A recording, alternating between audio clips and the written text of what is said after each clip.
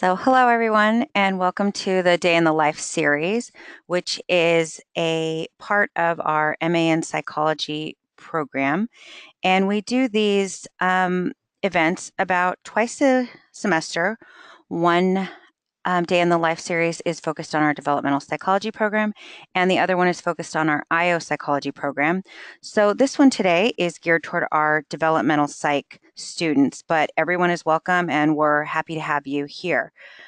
So, before I get started, I do want to familiarize you with the CUNY School of Professional Studies for those of you who are joining us who are not current students.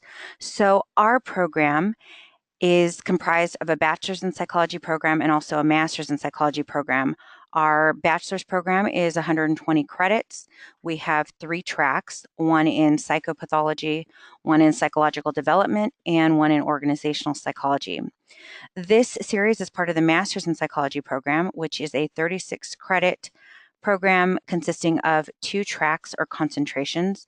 One is in developmental psychology, as I mentioned, and the other industrial organizational psychology.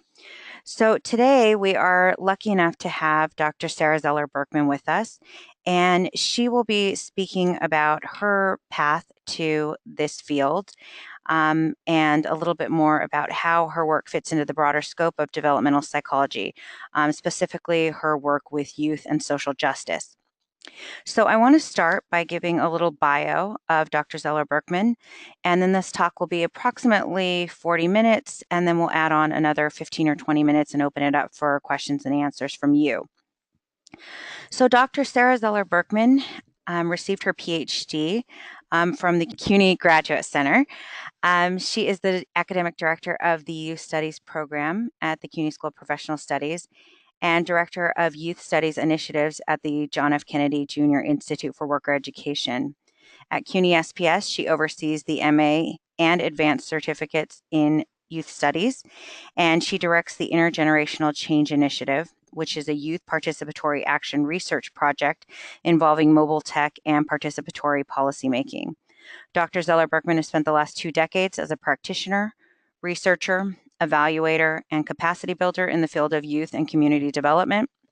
She is trained in social personality psychology, and she has worked in partnerships with young people on PAR projects about issues that impact their lives, such as sexual harassment in schools, incarceration, parental incarceration, and high stakes testing. Her publications include articles and chapters in the Journal of Community, Youth and Environments, the Handbook of Qualitative Research, After School Matters, New Directions for Evaluation, Globalizing Cultural Studies, and Children of Incarcerated Parents. She is committed to using participatory design principles, youth-adult partnerships, a critical PAR research approach, and the latest technology tools to be part of a larger movement to alter the status quo for and with young people. So with that, I'd like to welcome Dr. Zeller Berkman, and I'll turn it over to her, and she can talk a little bit more about her work and her process with developmental psychology. Thank you, Dr. Marquez, for offering me this opportunity to speak to your students and also to take a little trip down memory lane and discuss, some of the personal, educational, and career-related shifts that led me to where I am today at the CUNY School of Professional Studies as the academic director of the Youth Studies program. So I'm going to take us way, way back to 1976. I was actually a baby in 1976.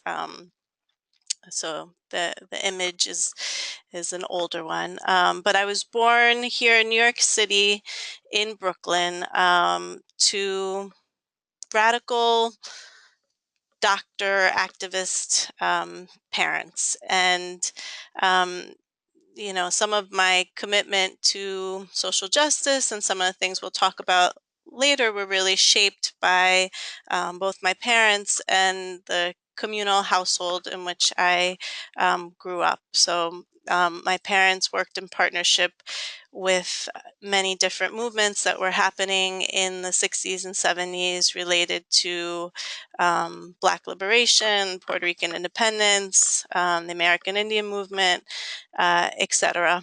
And as a result of some of the political activities in which they engaged, my my father uh, was incarcerated from my age 6 to 16, and I mention this because once again it relates to some of the work that I did later. So this formative experience really shaped my interest in doing work around the collateral consequences of incarceration on young people, etc. But getting ahead of myself. So I left New York City in 1994 and went to Emory University, um, expecting to follow my parents' footsteps, and I was doing pre-med at that point. But in my first year, I also took my first developmental psych class, and fell in love with psychology and developmental psychology, and switched gears early on in my trajectory at Emory into being a psych major.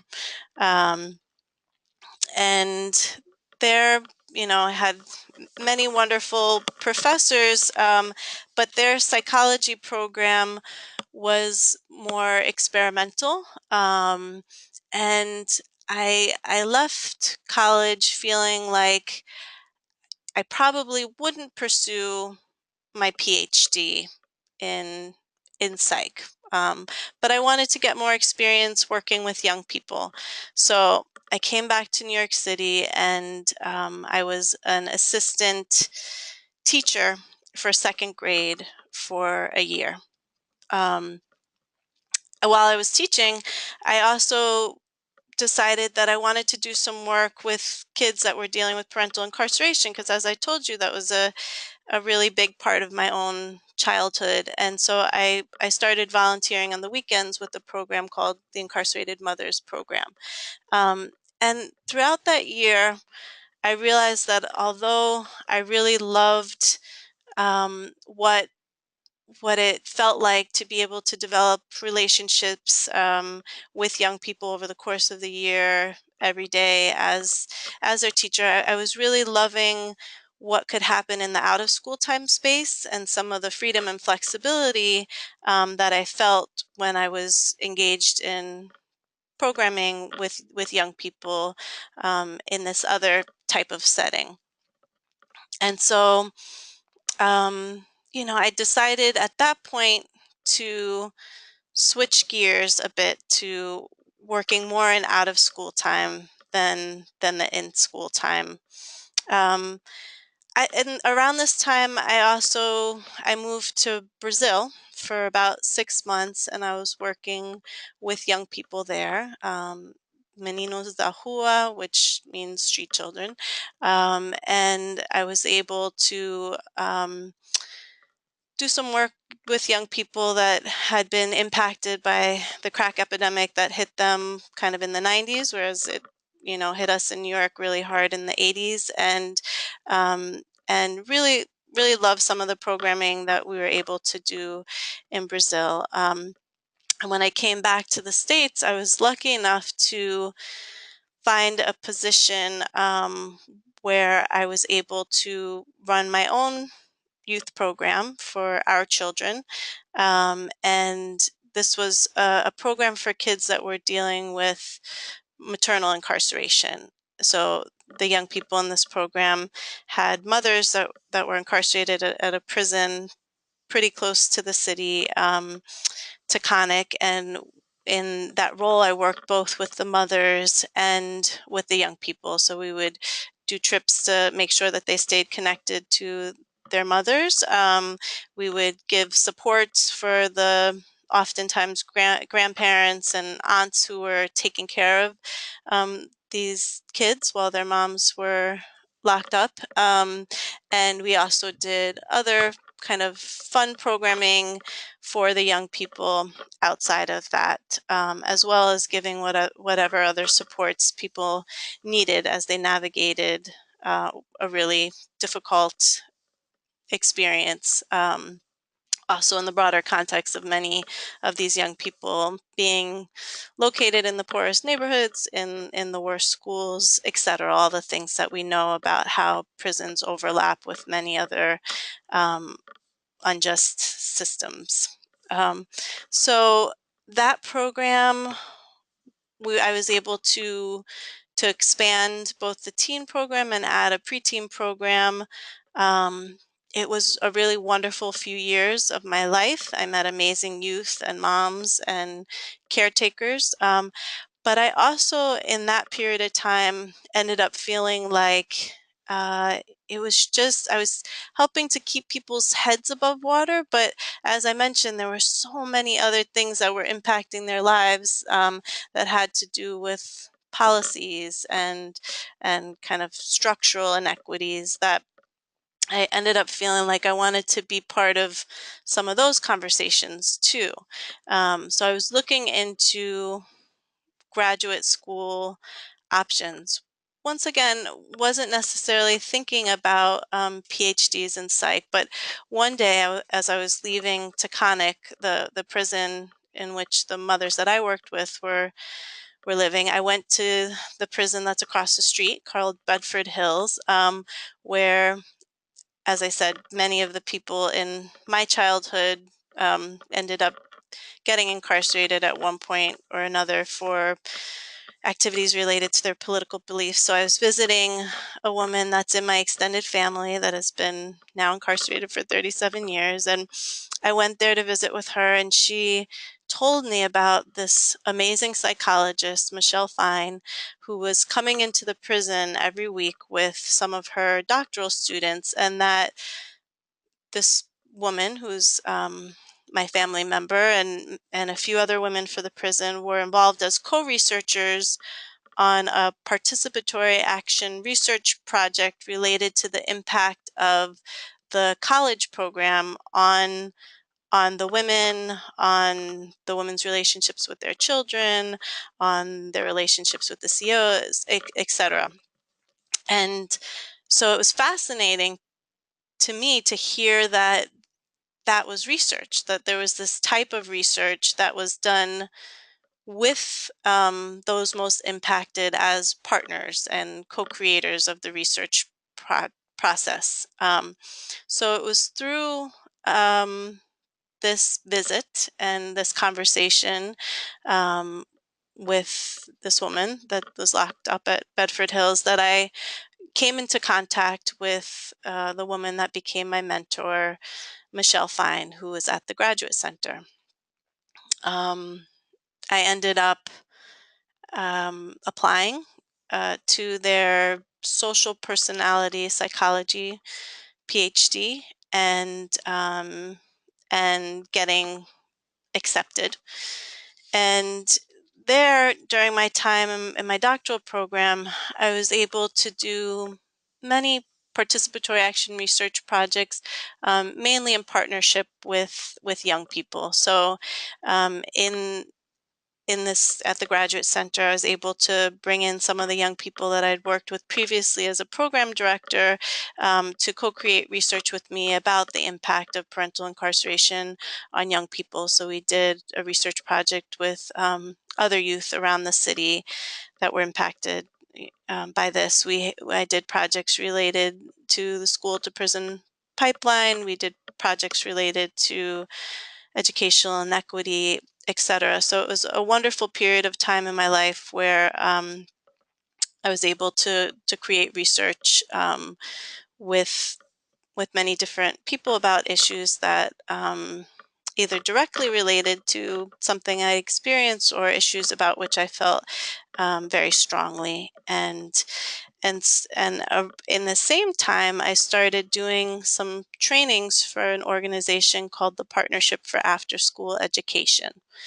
Um, and at PACE, they work mainly with people that work in youth programs around the city. And I was doing some trainings about participatory action research. Concurrent to that, I was also working with professors at LaGuardia Community College as a writing fellow, and I was teaching at Brooklyn College in their youth studies program. we're very lucky at the City University of New York to be at a place that has been an innovator in the field of youth studies. So at Brooklyn College, that was, I think, one of the first programs or the first program, youth studies program that was developed in this country. And it was developed by Dr. Gertrude Lenzer, and it still exists and is thriving to this day. It has undergraduate youth studies programs. Anyway, I I was teaching, doing par, but I also around 2006 felt the need to jump into some full-time work while I was finishing up my doctorate. And so I started working for the Youth Development Institute, which also was a capacity building organization that worked with youth workers from across the city and nationally. And I came on to YDI in 2006 as a program officer for a project that was about increasing participation, retention, and engagement of middle school youth in after-school programs. We had some work that was going on in Beacons, which are school-based community centers here in New York City. And then we also had some work that was happening in San Francisco, Minneapolis, and Denver. Concurrent to that work, I was continuing to do some participatory action research with the Public Science Project, which is located at the CUNY Graduate Center.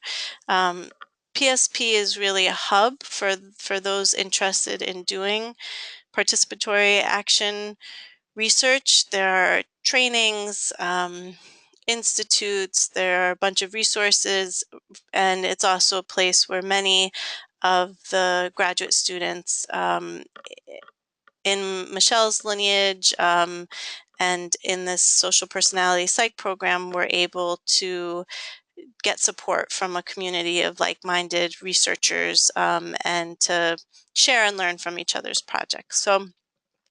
So when I was at PSP and YDI, within about a year, I ended up taking on a new role as the director of the initiative that I just mentioned, the Beacons Young Adolescent Initiative, and taking on doing some of the national work. And then a little while after that, I became the director of community youth development for the Youth Development Institute. In that role, I was privileged to be able to work with youth workers locally and nationally that were doing either youth development work or community development work or working at that intersection. Um, and I did that for many for about 7 years. I worked at the Youth Development Institute. And in 2011, during that time, I finished my doctorate. And I had created a doctoral thesis that allowed me to critically examine the field that I was in, the field of youth development. Um, and one of the things that emanated from my doctoral research was um, a better understanding about youth adult partnerships and kind of the levels of impact and also the skills, the capacity, and the structures that support strong youth adult partnerships. And that from that point on, it became a way that I organized my own work that I wanted to do in the world. So my work at the Youth Development Institute around that period of time really became focused on developing youth adult partnerships within the various organizations that we worked. So we did a bunch of trainings on that. We had initiatives that were about ladders of leadership or youth adult partnerships. We expanded some of the youth adult partnership work into our national networks, and it became some of the technical assistance that we were giving to cities like New York, San Francisco, Denver, and Minneapolis that had beacon programs. And it was my passion and became an area of expertise for me in that period of time. Um, in 2015, I I left the Youth Development Institute, and I left in part because I was excited to design a way of shifting the way that we do youth policy making and incorporating participatory action research into the way that policy making happens at the municipal level, and really having data that informs policy that's created by and for youth. And I'll tell you in a little bit about how that lives now in our research agenda here at the CUNY School of Professional Studies. Um, but I left in 2015 to figure out how to kind of work with city government, and the infrastructure of youth councils and youth activism organizations to do more of this participatory youth policy making. And concurrent to that, I was also consulting.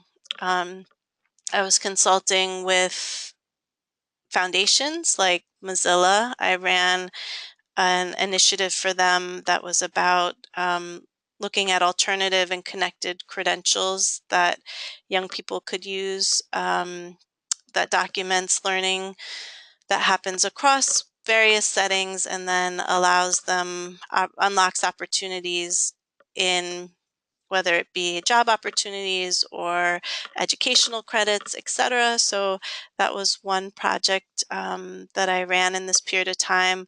I did some work for city government agencies like the Mayor's Office of Criminal Justice. We had a initiative that was trying to increase mental health supports and kind of reduce some of the punitive practices that were happening in schools. So it was a school climate and discipline initiative.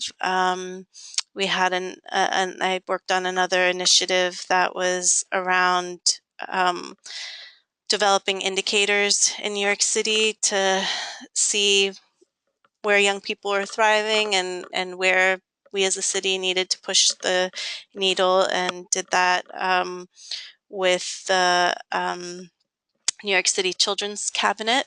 Um, I also, at the same time, was working for CUNY, and I was hired by the John F. Kennedy Jr. Institute for Worker Education, which is located here at the CUNY School of Professional Studies, to build out a proposal for youth studies master's program.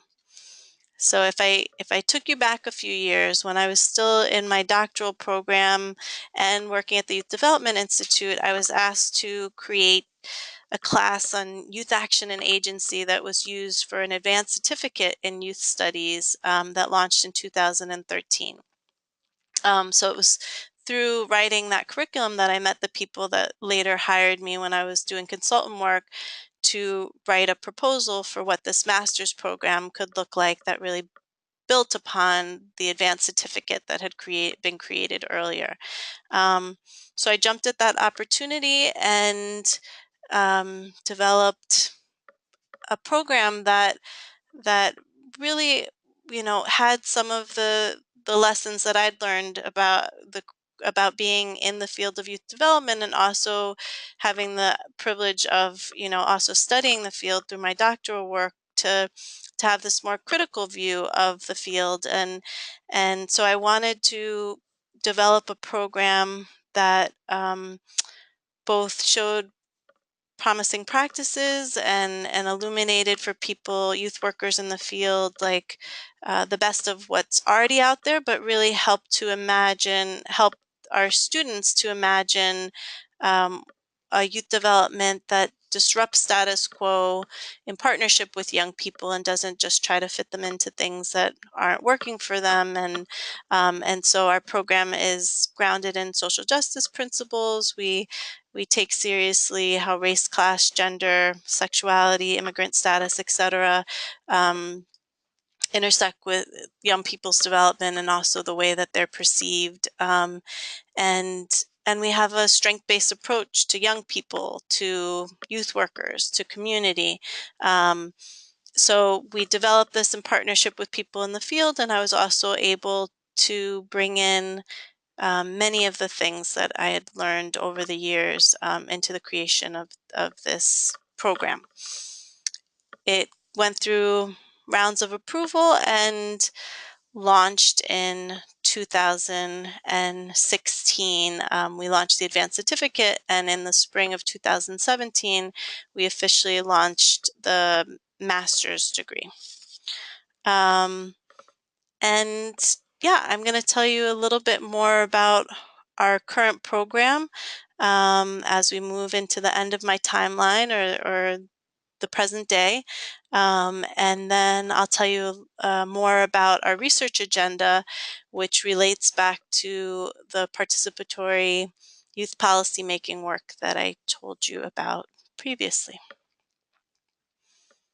So currently, the youth studies program is thriving. We have wonderful students and professors. We went from having 10 students and offering 2 classes about a year ago to having close to 70, to having 69 students and offering 14 classes. And we have professors that are really this unicorn of people that have academic expertise and have field-based experience. So a lot of them run our directors or EDs in youth serving organizations, but they also have doctorates in ed or psych, or, this is an interdisciplinary field. And so our professors haven't come up through youth studies because that PhD program is to be developed, but they bring in a wonderful variety of perspectives and some expertise that's grounded in real work. We have students that have a variety of expertise and experience as well. So we have some people that, like one of the people pictured here for you today, that has, oversees a large portfolio of youth programs.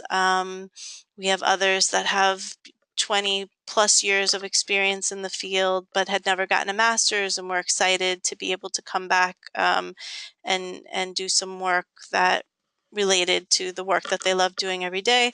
And then we have some people that came from a program, like I told you, at Brooklyn College. We have a youth studies undergraduate program, and they wanted to continue in their pipeline here at CUNY and found this program. So it's really a beautiful contact zone of differently positioned youth workers that come together to learn from each other.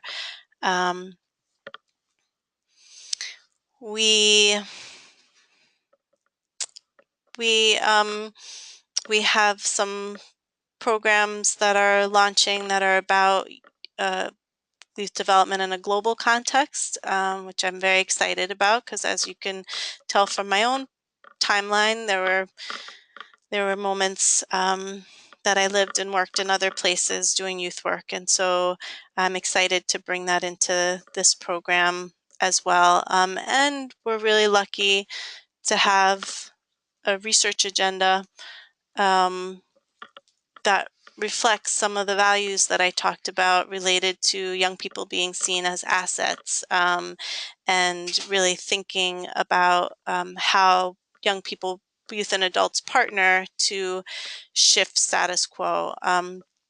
So we have two projects right now that are happening under our research agenda, and they're related. But one is a partnership with the Administration for Children's Services, ACS, and the Department of Education, DOE. So they are they have a data sharing initiative where they're trying to examine what the experience is like for young people um, who have multiple city agencies in their lives. And they wanted to have us here at CUNY SPS work with young people to really delve into what that experience is like by talking with other young people and having some qualitative data that's collected that augments what the city was collecting in their larger databases. And excuse me, everybody. And so um, our young people did a research institute this summer where they were trained in 5 different methods and ended up designing a research project, doing focus groups with about 68 other young people around the city, um, where they asked them, these are young people that had been involved in ACS, had been involved in the juvenile justice system or had fallen behind in school. And so the people in our research collective were also young people, many of whom had had similar experiences, some of whom were just committed to social justice. But our research collective was able to reach out to these other young people and do an analysis of the challenges that youth were facing, and some recommendations for these city agencies as they were considering thinking about more cross-agency collaboration, etc. Um, that group is, met with deputy directors of preventive services at ACS, met with different people that run initiatives at the Department of Education. That work is ongoing, and that group still meets once a week. And many of our students, we have about 4 students from our master's program that are working in partnership with these youth to create the research, to create interesting projects based on their data. We also have young people that are working to develop a mobile platform that young people could weigh in um, to doing some participatory policymaking and an annual youth census. And so we're working with our tech partners to build that out as we speak. So it was very wonderful that the work that I left YDI to do has found a beautiful home here at the CUNY School of Professional Studies in this master's program. I think with that, we will open it up for questions. Please ask me anything. So feel free to type in your questions and you can send them to us. In the meantime, I want to put up on the screen contact information. So if you're interested in the psychology program, you can send any questions that you have to the email address that's located there. You can also learn more about the programs by following the links. The bottom one is to the master's program, as you can see, and the one in the middle is to the bachelor's program. And then there's also my information if you want to talk about anything related to the program, and if you want to contact Dr. Zeller Berkman directly to talk to her about her experiences or any questions that you have, you're welcome to reach out to her as well. I'm going to go ahead and ask Dr. Zeller Berkman a couple of questions, and I'll allow you a little bit more time to kind of think about some things that you want to ask and send those over.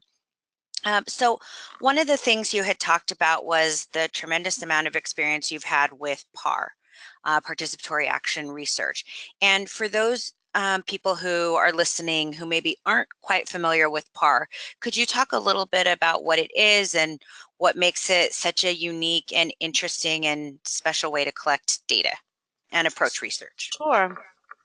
So, participatory action research is an approach and an epistemology to creating research um, that values the expertise of people that have had that lived experience. So, PAR believes that those that are most impacted by an issue um, should be brought on as co-researchers in examining that issue and developing knowledge around that issue.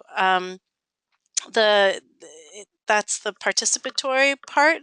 The other thing is the action part. So this is research, and it can be qualitative or quantitative. It's not a method. It's really kind of an approach. It's research that has to have some action that's taken as a result of the research, and that action is usually studied again and refines, what the next steps look like. It's kind of like a cycle of examining an issue, taking some action around it, re-examining an issue, and moving forward in that way. There's many different ways of doing participatory action research, and there's the continuum from like somewhat participatory, where maybe you have advisors that have been impacted by the issue that are helping you to shape your design or questions, to having at the most participatory end of the scale, having the people most impacted as partners in designing, creating questions, doing data collection, doing participatory analysis, and figuring out with you what products are created, be they uh, research papers or reports or creative projects that talk to various audiences. Great, thank you. You also talked a little bit about the various places that you've worked and about the different kinds of people that you've had the opportunity to connect with. So during those times that you were working in these different areas, can you talk about how many people you might have seen in the field that had backgrounds in psychology, and what people's backgrounds tended to be, degrees, experience, etc.? I think I was mainly working with social workers as I was at these different capacity building institutes. There were some people that were public policy, but most of my colleagues had social work backgrounds. And how do you think your background in psychology and specifically your work with youth and developmental psychology has sort of shaped the way you view things, maybe in a different light than social work? Because there's a lot of overlap with social work and psychology. So were you able to kind of see a difference between how your training sort of gave you a different lens, maybe? Um, yeah, I think, I was trained in, at least for my doctorate, in um, social personality psychology. So I think for um, that I was able to look at how an issue impacted an individual and their own kind of psychological state or the way they were processing something, but also always kind of keep the social context in mind as well, and think about, if we're talking about, for example, the impact of parental incarceration on young people, my personality psych background would allow me to think about how that impacts that young person and what it feels like in terms of attachment theory to have a mother taken away, or kind of like what that disruption means for an individual's life. But because of the social psych aspect, I also was able to say, this is an era of mass incarceration. We have created policies that are locking up whole neighborhoods. And so, how is stigma shifted or not when you have most of your brothers and uncles locked up, or just like um, be able to kind of hold both those things. And I think even as I began to work in the field of capacity building and thinking with youth workers around what training needs they had, oftentimes we would do things that were just about kind of developmental psych and ages and stages and where young people should be, and not to take it personally if a teen like goes off on you in programming, that there's something normal and good about them testing boundaries, but also to help those same youth workers in some of my role as an advocate to think about broader structures that were impacting young people's lives, and to create spaces in programming to have some of those conversations. So my training made me think constantly about how to hold both the individual and the broader context at play in my work. So it looks like we have a question from a student who says that they are currently majoring in women and gender studies, and they're interested in majoring in developmental psychology at CUNY SPS. I'm interested in working with nonprofit organizations that help women and children. Where would a degree in developmental psychology take me?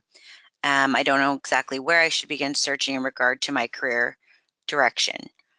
Um, so yeah, I think I'll speak a little bit about that. So whenever, whether it's prospective students or whether it's current students, one of the things that I always suggest students do, and it seems like a very sort of mechanical thing to do, but it's really eye-opening, is to use some of the larger search engines. I mean, go to Indeed or Monster, or any of these big search engines that they have, type in developmental psychology, and then take a look at what's in your area, because developmental psychology is such a flexible degree.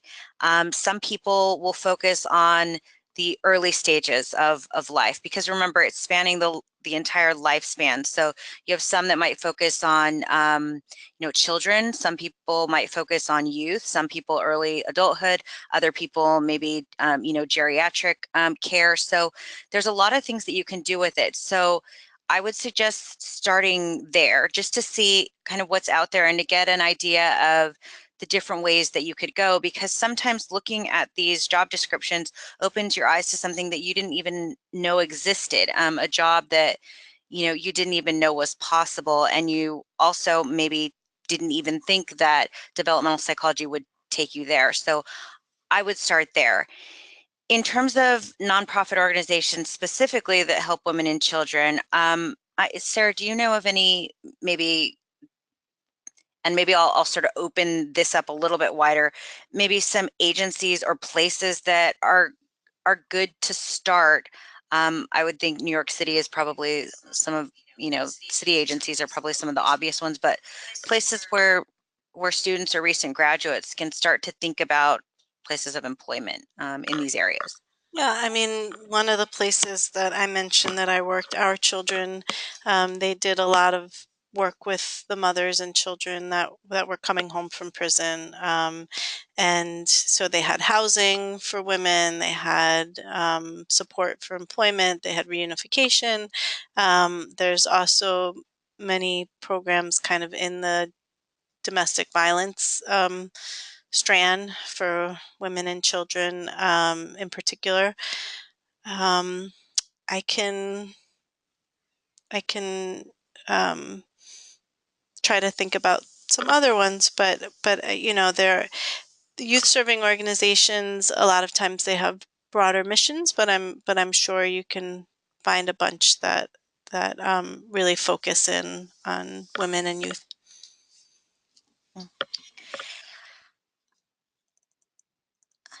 Another question that we have, do you have any current students in the youth studies program that have performing arts backgrounds? Great question. Do you think that the youth studies program would be beneficial to students that hope to work in arts and education or start arts programs for young people? And I think Sarah will have a lot to say about this because they're doing some really interesting things with related to theater.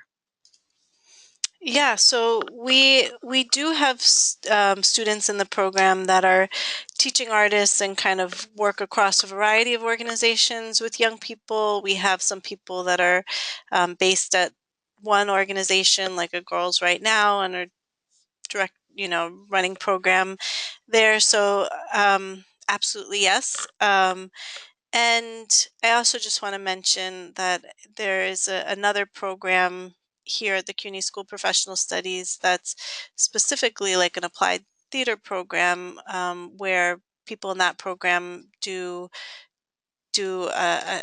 work with young people around the city, specifically related to theater. But yeah, in our program we have youth workers that are artists and do a variety of different jobs in the field. Um, Another question. I know you have an extensive background in the psychological impact of parental incarceration, but have you had any training in dealing with trauma due to child abuse? um, in our program, um, we definitely introduce students to trauma-informed approach, and think about kind of the multiple traumas. So there's trauma due to child abuse. There's traumatic experiences that run the gamut. We think about community level trauma. We think about kind of race and trauma in that way. So in our program, we look at a lot of the important work that's happened about um, trauma informed approach, and also kind of as that relates to neuropsych.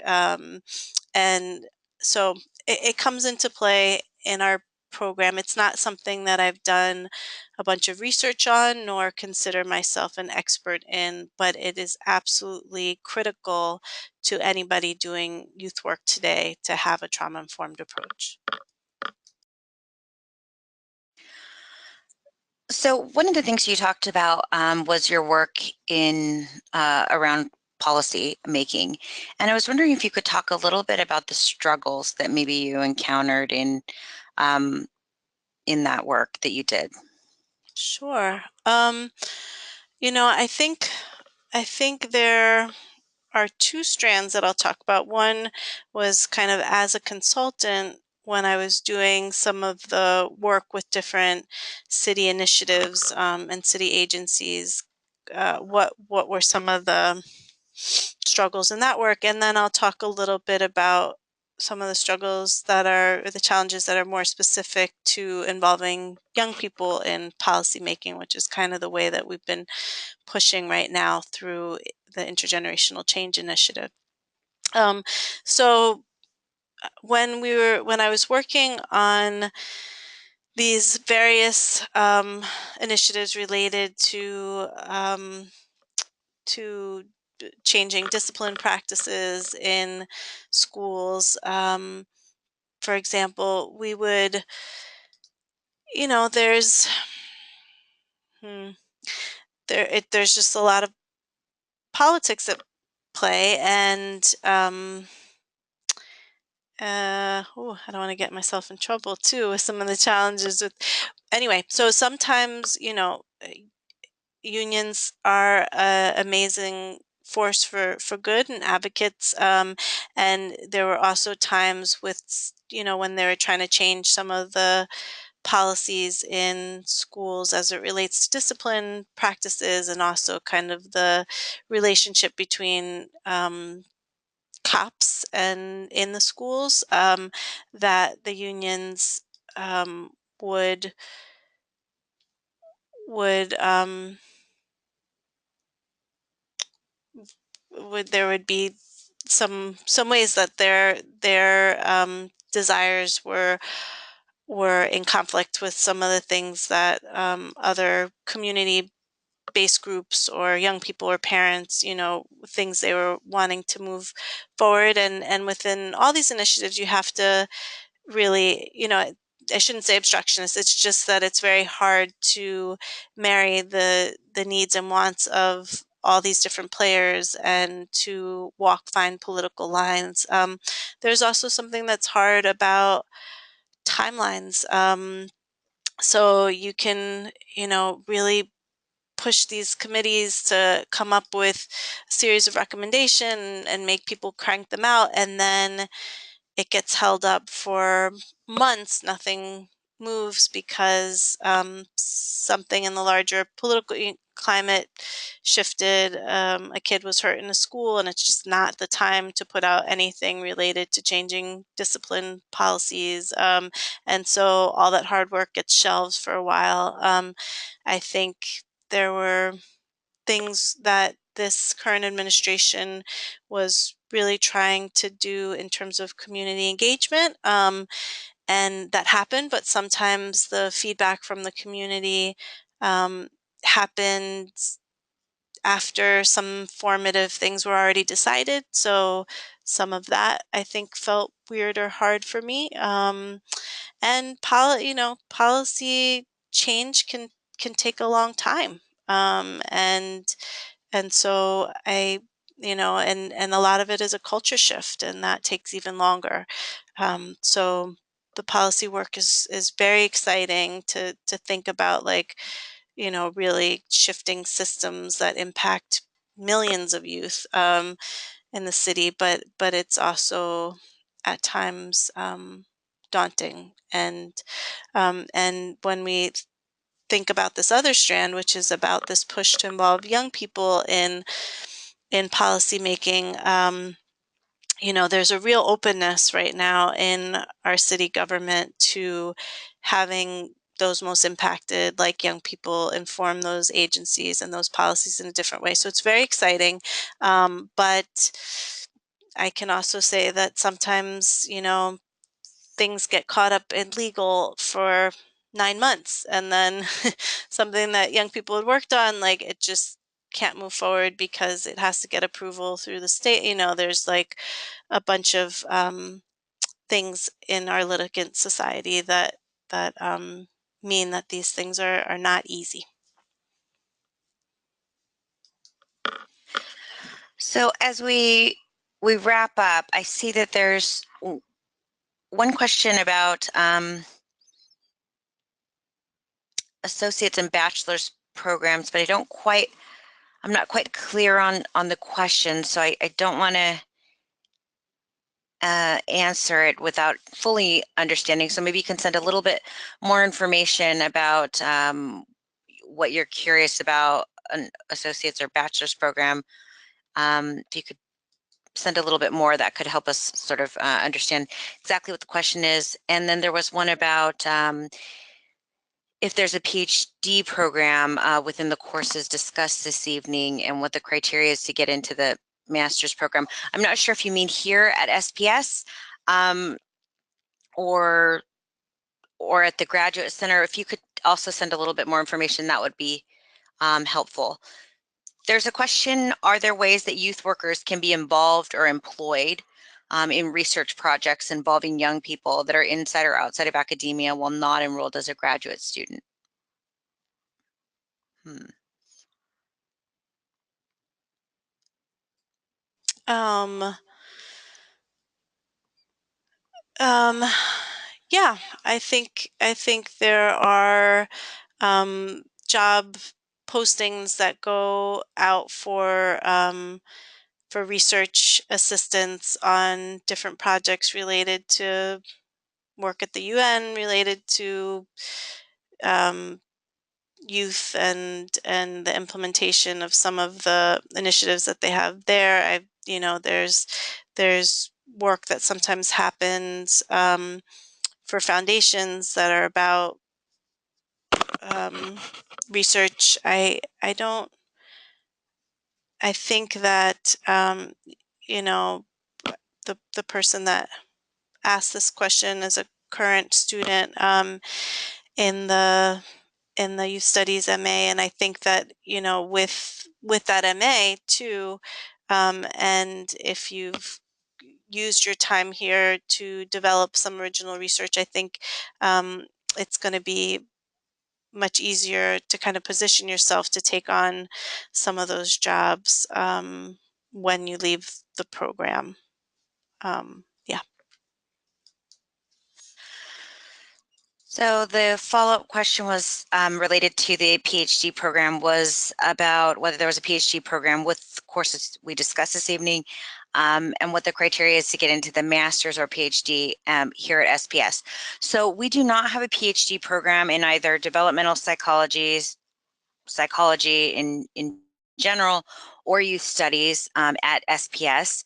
We have a master's program in youth studies, and we have a master's program in psychology. Um, it, to apply for those programs, you can go to the homepage for either of them, respectively, take a look. But the general requirements are an application filled out, a statement. So, you'll want to talk about why you want to attend the program, what you're hoping to do in the future, etc. You'll also want to have a resume or a CV, and two professional or academic references. And I think that's about it. We don't require the GREs, so that's not necessary. And both of the portals are open for both of these programs right now, so you can begin to apply for the fall 2018 start. And if you have any other questions, feel free to reach out to us. So I want to be respectful of people's time, and I want to thank you all for joining us this evening. I want to thank Dr. Zeller Berkman for sharing her time with us and her experiences, and for answering our questions. And if you do have any other follow-up questions, or anything comes to mind, or there's anything that we didn't answer, or things that you want clarity on, please feel free to reach out to us. Again, our email addresses are there. You can also find our phone numbers in the directory, and you're welcome to call. So thank you again for joining the Day in the Life series, and for hearing a little bit about Dr. Zeller Berkman's experiences and her path to this field. And we hope you'll join us for our next one on April 9th. And with that, have a good evening, and thank you again.